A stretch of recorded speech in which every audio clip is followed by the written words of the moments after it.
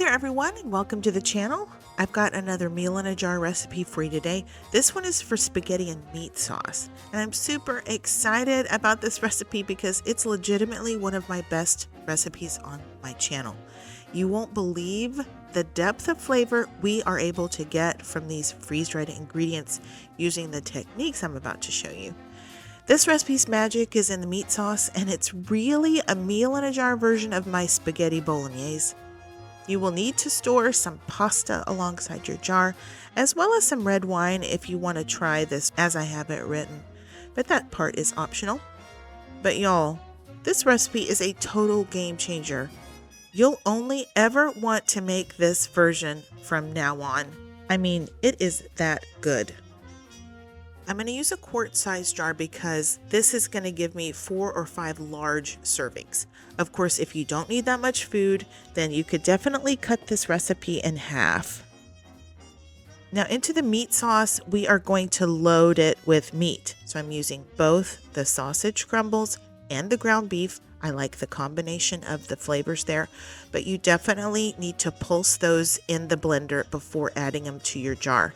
You do not want the texture in the little pellets that it comes in the can. You need to blend it, okay? And then we're going to add some of the Thrive Life tomato sauce. That sauce already has Italian seasonings in it and some other flavors. It's very, very good. And to that, I'm going to add some heavy cream powder because I want this sauce to be creamier and thicker and richer and meatier. So add some heavy cream. I do like to hide vegetables in my meat sauce, so I'm including some zucchini and some mushrooms, but those are optional. You do not have to add those if you don't like them. I love them in here. You will want to add the tomato dices. A little bit of that tomato chunk along with the sauce is really good. Now the beef bouillon is really great to amp up the beef flavor that we're going for here. And if you don't have that chef's choice all-purpose seasoning, you could just sub some salt and pepper. I'm going to add the veggies to a baggie because I want to keep them separate.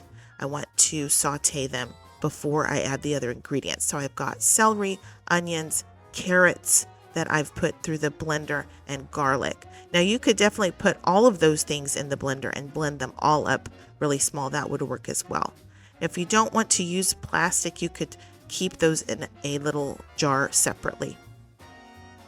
I also like to add some parmesan to mine. I know that Thrive has discontinued our parmesan cheese. I'm sad about that because I really like it, but you could always store some shelf-stable parm that comes in the green can just next to this, or just add some fresh whenever you make it. So this is the jar that you would keep stored on your pantry shelf.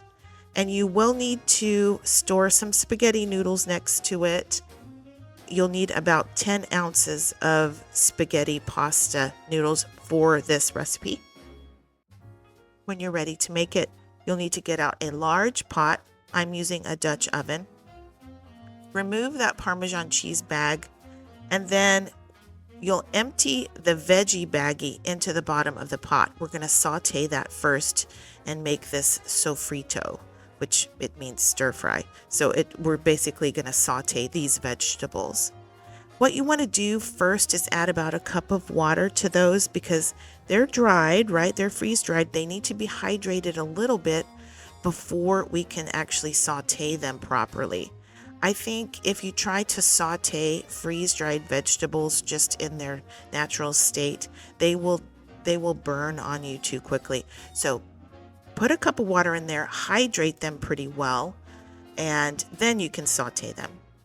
So I bring that to a boil, and that water's going to cook off in like nothing, flat. It doesn't take long at all for that water to cook off.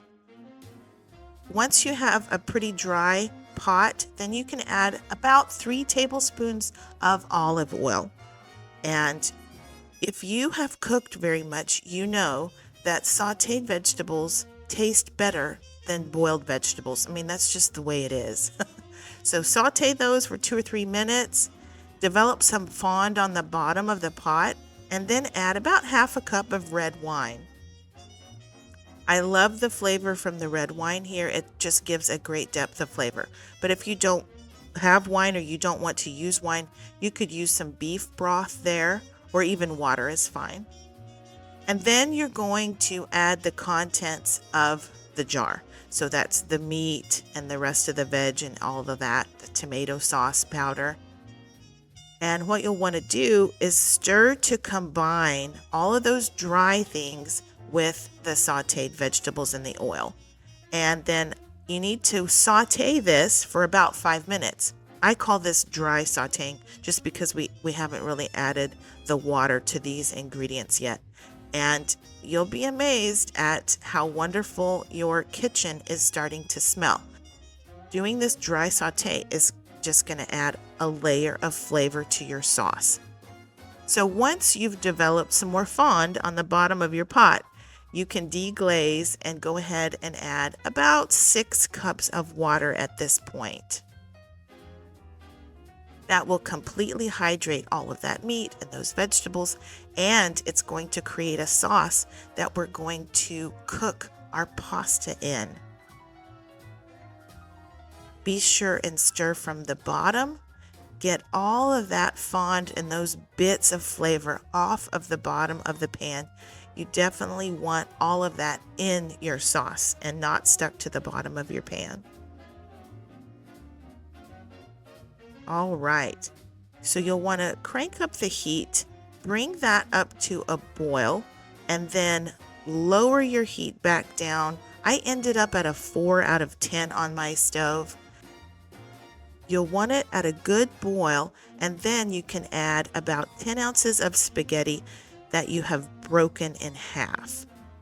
And just gently submerge that. Make sure everything is under the liquid, and then leave it alone for 60 seconds. You just need like 1 minute for it to start to absorb some of that liquid. And then kind of move around your spaghetti push it from the bottom, get that sauce kind of in between the spaghetti noodles, then cover your pot and leave it alone for 5 minutes. And after 5 minutes, take off the lid and gently, very gently, because your noodles will still be quite brittle here, stir it from the bottom.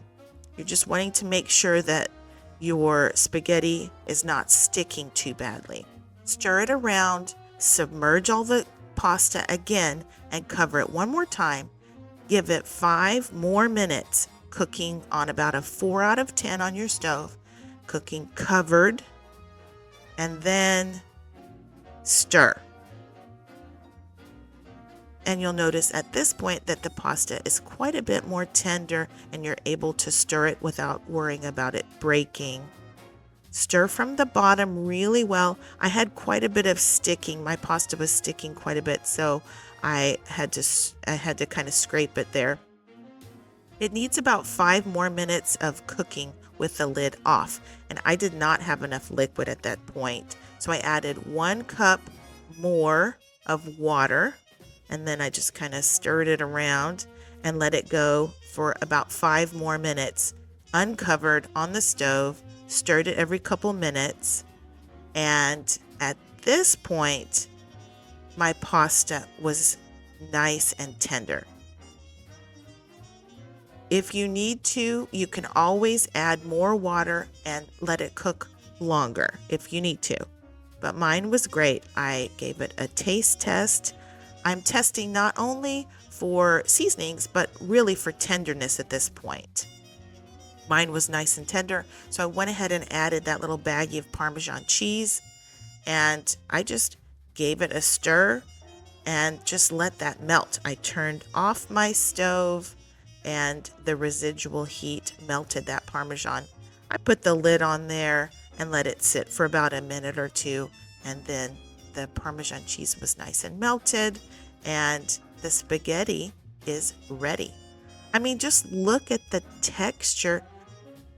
It's so nice and thick and meaty. Isn't that gorgeous? And the proportion of meat to sauce to pasta is perfect. This meat sauce is wonderful. It's loaded with flavor. This is really a Bolognese sauce, but Not everybody knows really what that is. It's more like a meatier, thicker, creamier, like a ragu, and it's meat based. So it's different than just a spaghetti sauce.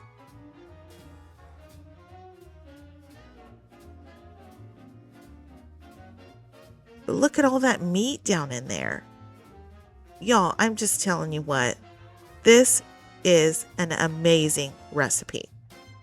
I will leave my full recipe as well as my shopping link down in the description box below this video. I'll also include my website where you can pick up a copy of my cookbook. I've written a meal in a jar cookbook. It's an ebook actually, and once you purchase it, you can download it to multiple devices, print off any of the recipes you're interested in. It's 112 pages, more than 90 recipes of delicious meals in jars from my YouTube channel. All right, guys, thanks for watching. If you find value in my content and you enjoy my videos, please hit the like button and consider leaving me a comment below, even if it's just a smiley face. That helps my channel. Thank y'all so much. I appreciate you. God bless you. And until next time, y'all take care and keep thriving.